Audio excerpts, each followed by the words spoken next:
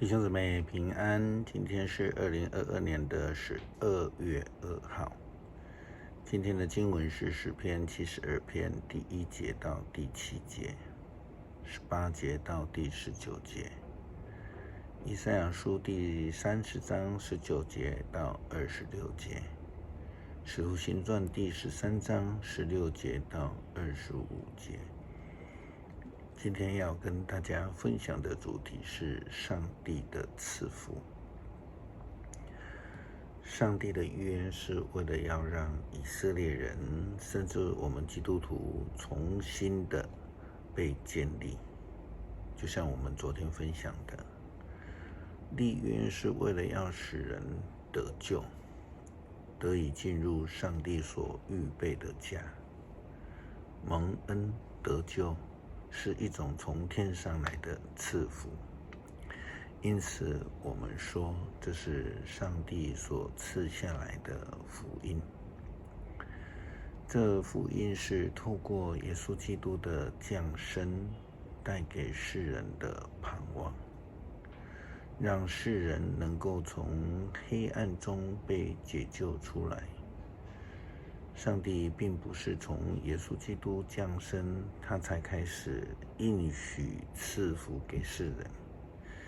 其实在历代的以色列人当中，上帝就赐下这样的应许，甚至在新约之后，历代的基督徒们也不断的经历这样的应许赐予。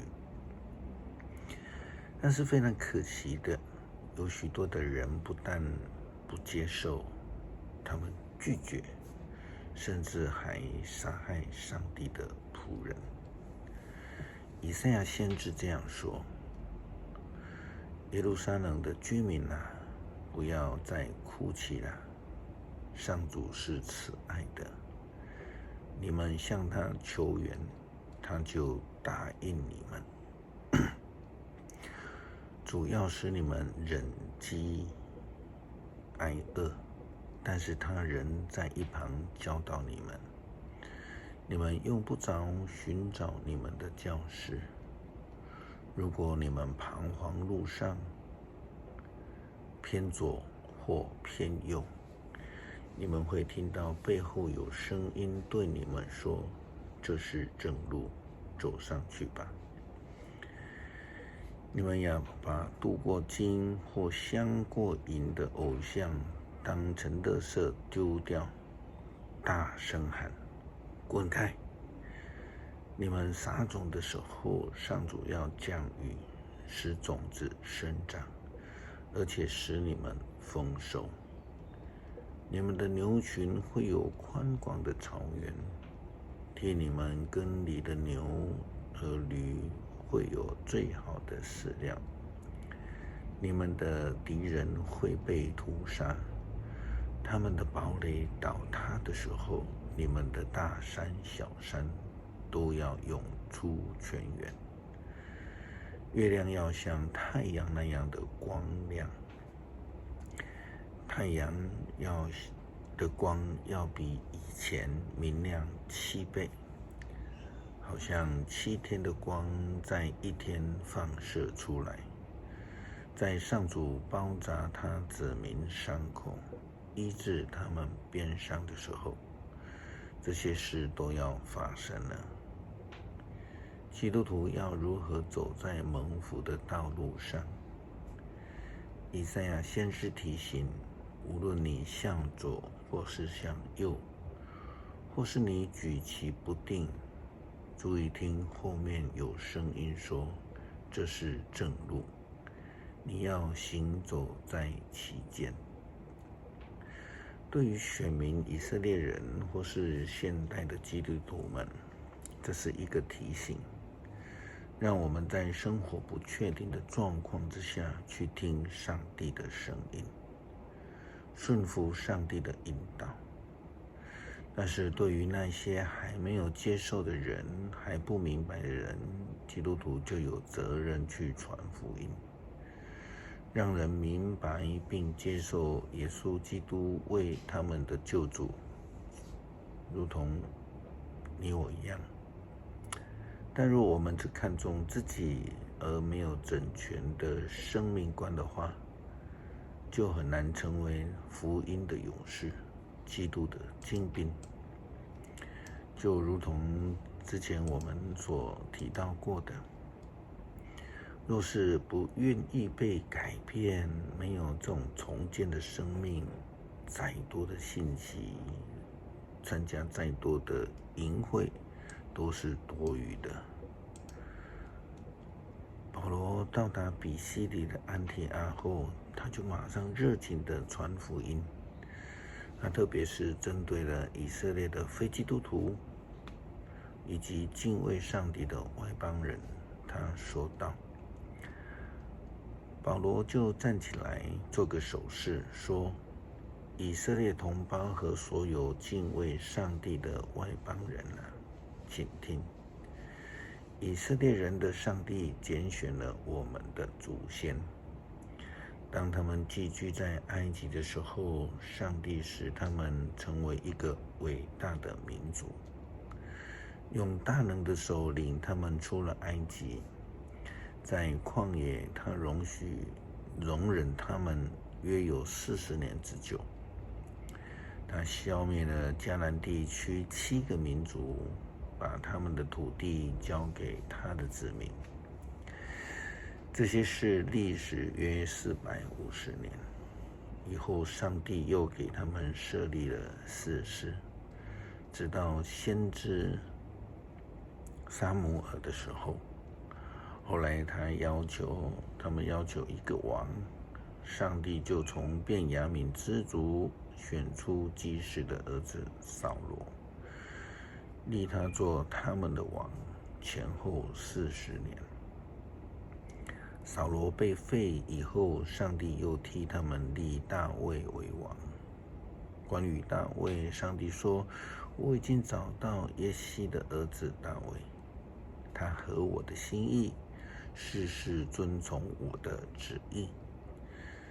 从他的后代中，上帝照着他的应许，为以色列立了一位救主，就是耶稣。耶稣开始工作以前，约翰向全体以色列人传道，要他们悔改，接受洗礼。约翰的使命快要完成的时候，他向以色列人民说：你们想我是谁？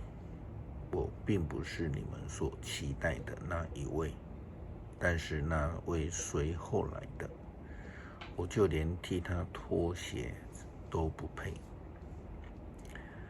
福音是上帝的赐福，就如同他为所有的世人都预备了礼物，就看到的、听到的都有机会得到，或者是问题是在那一些看到的人是否愿意接受。如果不接受上帝的赐福，就会远离；如果接受的话，就必蒙福，因为那是信实的上帝所应许的，他必实践。我们要如何接受呢？又如同我们这几天一再强调的，必须要愿意被彻底的拆毁，然后才能够真正的被重建，领受上帝的赐福。以下有几个建议，让兄姐一起来思考：是不是过去总是坚持己见，现在何不尝试聆听？因为后面有声音说这是正路。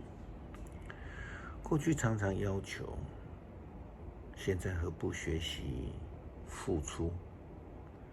因为爱是愿意付出牺牲的。